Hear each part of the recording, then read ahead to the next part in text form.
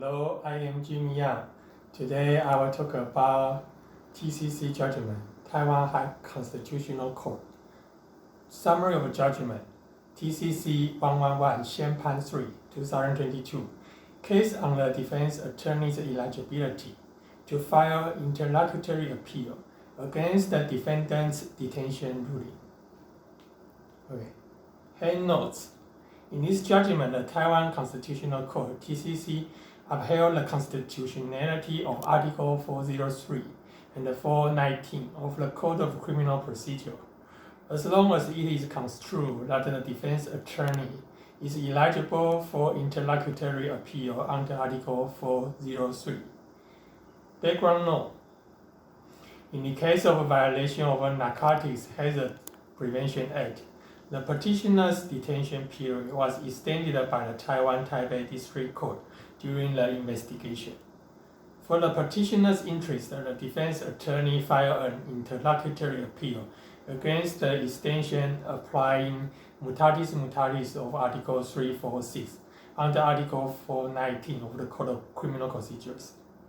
However, the defense attorney's interlocutory appeal was overruled by the Taiwan High Court on the ground that the defense attorney is not eligible to file for an interlocutory appeal during the investigation under Article 403 and 419 of the Code of Criminal Procedure. After the exhaustion of ordinary judicial remedies, the petitioner lodged a petition for constitutional review, pointing out that when the court rules to extend the detention of the defendant during the investigation, Article 403 and 419 of the Code of Criminal Procedure do not bestow the right to interlocutory appeal for the defendant's interest upon the defense attorney. The petitioner argued that the said provision made the detained defendants unable to exercise their right to effective counsel within the 5-day period for interlocutory appeals, which violates the liberty and the security of the person and the right to judicial remedy enshrined in Article 8 and 16 of the Constitution. Summary of the judgment holding. Article 403 of the Code of Criminal Procedure after the disputed provision 1 stipulates that a person may file for an interlocutory appeal to the direct appellate court if he or she disagrees with the court ruling, unless otherwise provided. Paragraph 1. A witness, expert witness, interpreter, or other non-party under the ruling may also file an interlocutory appeal. Paragraph 2. Article 419 of the said code, hereinafter the disputed provision 2, stipulates that except otherwise stipulated in this chapter, interlocutory appeals shall apply mutatis mutandis, Chapter 1 of the Part 3, regarding appeals. Viewing this provision comprehensively, the range of parties eligible for interlocutory appeal shall cover mutatis mutandis, the provisions regarding the right to appeal in Chapter 1, Part 3 of the Code of Criminal Procedure, hereinafter the CCP. So the defense attorney may, to effectively protect the defendant's right to a judicial remedy, and except when it contradicts the defendant's expressed will, file for an interlocutory appeal against the ruling to extend the defendant's detention for the defendant's interest, as long as the defense attorney is eligible to file an interlocutory appeal. The interlocutory appeal. The disputed provision do not violate the right to liberty and the security of the person and the right to judicial remedy guaranteed by Article 8 and 16 of the Constitution.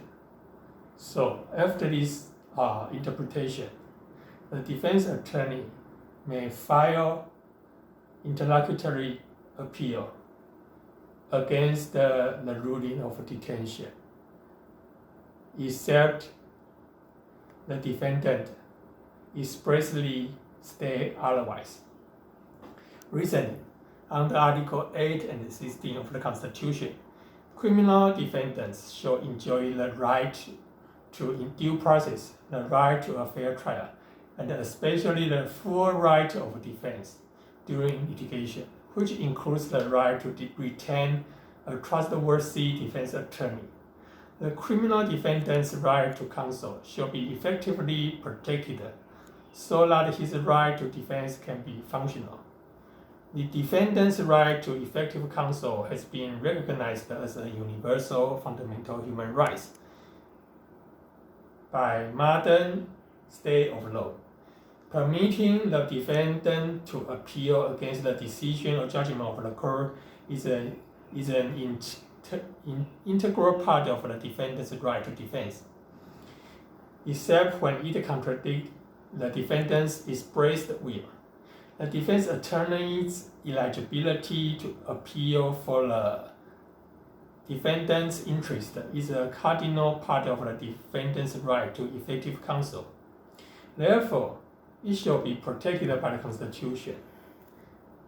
Detention is a compulsory measure that incarcerates the criminal defendant at a certain location before the judgment, which involves the constraint on the defendant's physical liberty. It is the gravest compulsory measure on one's freedom.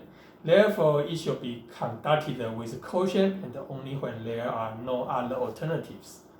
For these reasons, that the detained defendant are excluded from the outer world.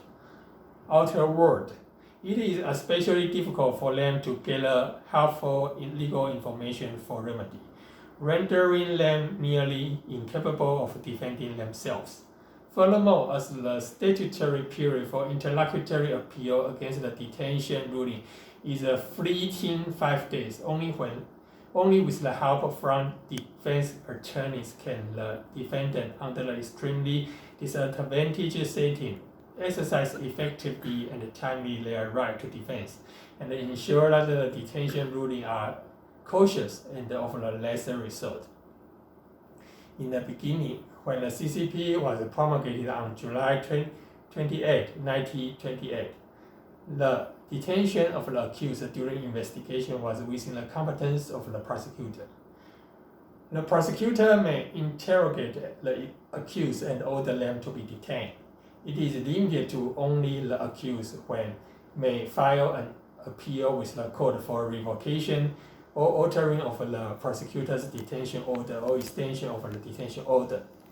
Even though defense attorneys may participate in defending the accused during the stage of investigation after the amendment of the CCP in 1982, the aforementioned limitation remained.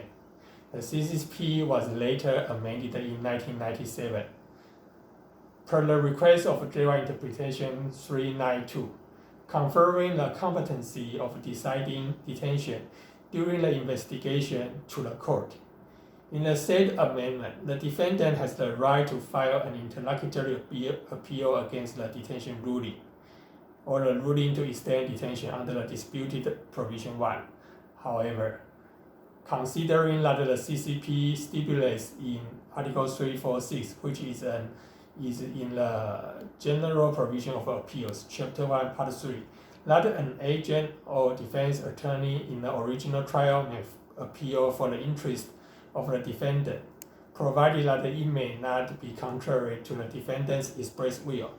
Whereas the provision regarding interlocutory appeals in Chapter 4 does not stipulate such a mechanism, whether the defense attorney may apply Article 346 mutatis mutandis under the disputed Provision 2 is in doubt. The mutatis mutandis clause in the disputed Provision 2 was erected under the consideration of the similarities between appeals and interlocutory appeals. They both intend to protect the parties' right and maintain fair trial through the trial instance system. However, given the substantial case law in practice and the urgency of interlocutory ruling, there is still a need for interlocutory appeal to be distinctively designed. Therefore, Chapter 1, Part 3 of the CCP shall not apply mutatis mutandis if a provision regarding interlocutory appeal stipulated exclusively as otherwise. The matters stipulated otherwise under the dispute provision 2 are matters such as the period for interlocutory appeal, the code of interlocutory appeal, etc. As for those eligible for file interlocutory appeals, the disputed provision 1 only stipulates a separate application between the parties and other non-parties, such as witness, expert witness, and interpreter. It does not stipulate specifically for the defense attorney to be excluded from the process. Therefore, to assist the defendant in exercising their right to defense effectively, the defense attorney shall apply Article 346 of the CCP mutatis mutandis under disputed provisions. In conclusion, viewing the disputed provision 1 and 2 comprehensively, the range of those who have the eligibility to file interlocutory appeals shall cover mutatis mutandis the provision regarding parties eligible to appeal in Chapter 1, Part 3 of the CCP. As long as the defense attorney may, except when it contradicts the defendant's express will, file an interlocutory appeal against the court's detention ruling or ruling to extend the detention for defendant's interest. The disputed provision 1 and 2 are not in violation of the right to liberty and the security of a person and the right to judicial remedy guaranteed by Articles 8 and 16 of the Constitution. Bye-bye. Thank you very much.